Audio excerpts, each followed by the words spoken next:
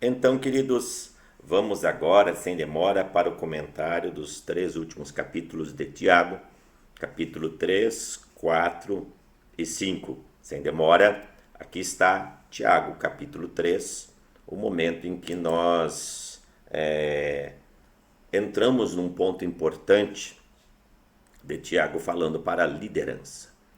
E ele estabelece um critério aqui. Irmãos, não vos torneis muito de vós mestres, sabendo que haverei de receber maior juízo. Parece que Tiago não está incentivando as pessoas a servir o ministério. Não é isto. Tiago, na verdade, está orientando as pessoas sobre a responsabilidade de servir no ministério, principalmente aqueles que se dedicam à palavra e ao ensino, porque estes vão ter que prestar conta por suas palavras. É o que diz a palavra de Deus aqui. E você vai observar nessa teologia prática de Tiago como ele é autodisciplinador sobre estas questões do falar. Muito do que nós vamos tratar nesses capítulos está relacionado com a capacidade da pessoa vincular a sua linguagem, saber utilizar a sua linguagem de forma sadia, não é? E aqui ele fala que as pessoas tropeçam em muitas coisas, mas aquele que sabe controlar a sua própria língua, não é? Então ele controla muito bem o seu próprio corpo. E aí ele utiliza várias analogias, como um barco, como fogo, como a fonte, né, de bênção e maldição. Estas analogias são para instruir as pessoas a respeito de como eles devem comportar-se e como deve ser o seu procedimento quando em relação à linguagem e à comunicação. Outra coisa que ele fala, ele retorna ao assunto da sabedoria, aquilo que nós já havíamos falado lá no capítulo 1. Você pode entender que o raciocínio de Tiago é um raciocínio essencialmente judaico, hebreu, porque é um raciocínio elíptico, né? Ele vai a um tema, ele retorna, depois ele volta a falar do tema de novo, aí ele sai, ele retorna, novamente ele fala pela terceira vez sobre o mesmo tema. Isso é significativo dentro do pensamento hebreu, é comum. Então nós temos o pensamento de Tiago transitar, né, sobre provação, transitar sobre o uso da linguagem, transitar sobre as questões da fé, transitar também sobre a utilização ou o recurso dos dinheiros. Então ele sobre sabedoria, são temas que ele fica transitando no decorrer da sua epístola. Característica do pensamento hebreu, que era um pensamento linear, em contraste ao nosso pensamento ocidental, que é um pensamento linear. Então o hebreu tem, desculpe, o pensamento elíptico e o ocidental um pensamento linear. Muito bom, aí ele vai falando dos sentimentos, de onde procedem os sentimentos, que os sentimentos determinam o tipo de sabedoria que a pessoa tem. Se a pessoa é pacífica, se a pessoa é indulgente, é tratável, então ele tem um sentimento que procede de Deus. E a sabedoria vem de Deus. Se a pessoa tem um sentimento faccioso, amarguroso, amargurada, ela tem um sentimento do maligno. Ele coloca de uma maneira muito taxativa. É muito interessante encontrar na teologia de Tiago essa abordagem taxativa. Ou é uma coisa ou é outra. Sim, sim, não, não. O que passa disso, procedência maligna. Muito característico, né, da teologia de nosso Senhor Jesus Cristo. E aí ele vem sobre essas questões dos sentimentos, de onde procedem as guerras, as contendas que entre vós, senão dos prazeres que militam na vossa carne. Ele fala que boa parte desses sentimentos está vinculado a uma intenção maligna fundamentada num prazer. Se a pessoa consegue vigiar essa intenção, vigiar esse prazer, consequentemente consegue controlar esse comportamento e produzir uma postura sábia. Resumo é isso, né?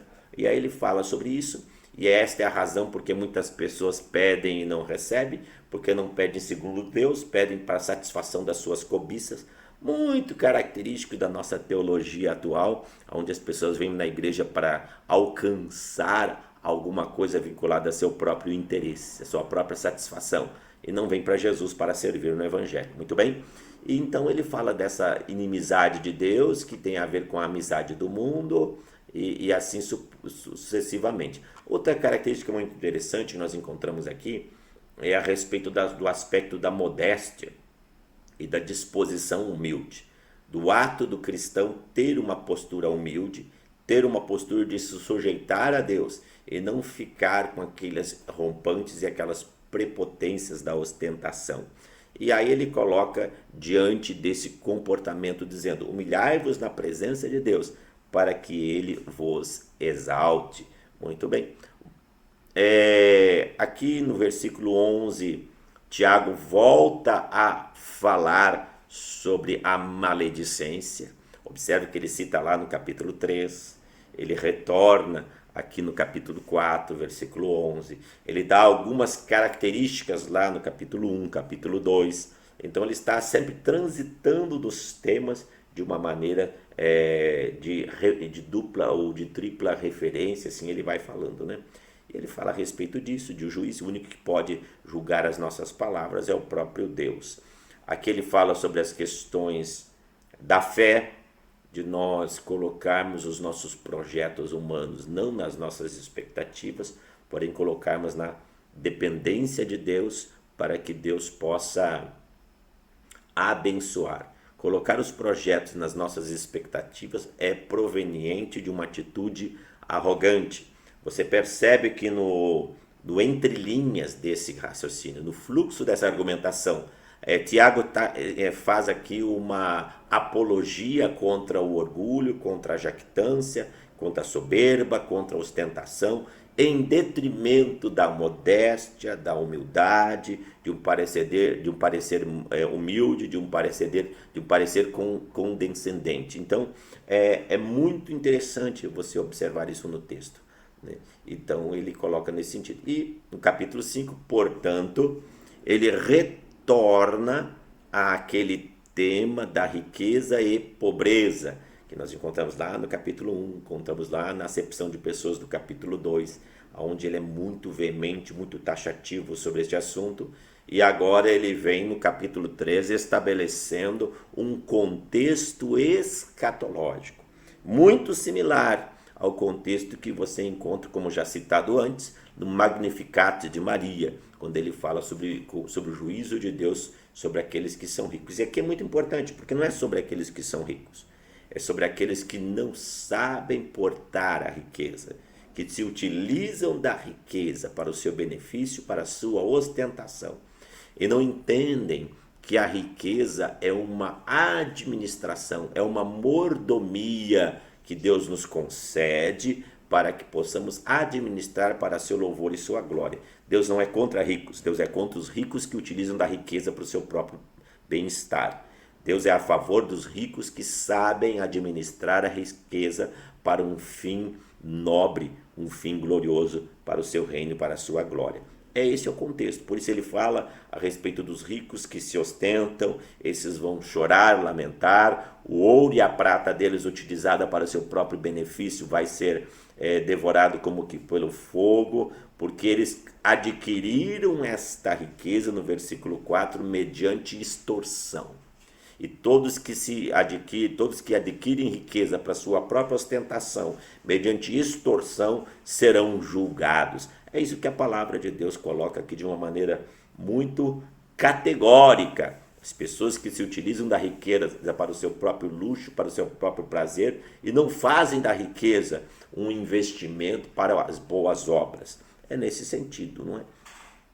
E aí então quando ele entra no aspecto escatológico de sua epístola. No versículo 7 ele fala, né, sobre a paciência, macrotumia em grego, quer dizer paciência. Sede, pois, irmãos, pacientes até a vinda, a parousia, né, a segunda vinda de nosso Senhor Jesus Cristo.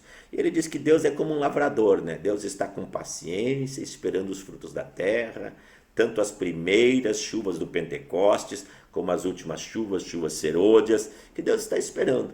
Com o tempo, no devido tempo, aqueles que são dele vão ser recolhidos, não é? E cada um no seu devido tempo vai demonstrar pelos seus frutos se é gente boa ou se é gente que não presta. Resumo é isso aí. Então, queridos, Por isso ele fala, olha, fortaleça o teu coração até a vinda do Senhor, porque ela está próxima. E não utilize desse tempo para falar mal. Olha a maledicência de novo. Mais um tema vigente, né, e contínuo na epístola do apóstolo Tiago. Pelo contrário, né, seja paciente, persevere, fique firme, fortaleça-te na fé, seja perseverante, tome estas provações para fortalecimento de sua fé e assim sucessivamente, né? Ele fala aqui sobre as questões do julgamento, não utilizar, não jurar nem pelo céu, nem pela terra, como proceder com a sua linguagem. Ele fala aqui, agora ele entra no último ponto, muito significativo, que é o ponto da oração. Faça oração. Se está alegre, cante louvores. E aí ele fala sobre isso, né? Como usar a oração com autoridade, né? Como ungir os que estão enfermos, como exercer a operação da cura. A oração da fé salvará os enfermos, o Senhor levantará, e se houver cometido pecados, serão perdoados. E aí ele fala sobre a confissão de pecados. Ele utiliza do exemplo de Elias, um homem sujeito às mesmas paixões, mas que soube utilizar da oração com instância e assim obter a sua vitória. E por final, ele fala a respeito da misericórdia, não é? A misericórdia em alcançar aqueles que por causa da tribulação acabaram se afastando. Saber que aquele que converte o pecador do seu caminho errado salvará da morte a alma dele e cobrirá uma multidão de pecados. Muito bem, queridos, este aqui é o comentário da Epístola de Tiago. Espero que tenha servido de grande auxílio para a sua compreensão. Fique na paz, tenha uma semana e uma vida de vitória, no nome de Jesus.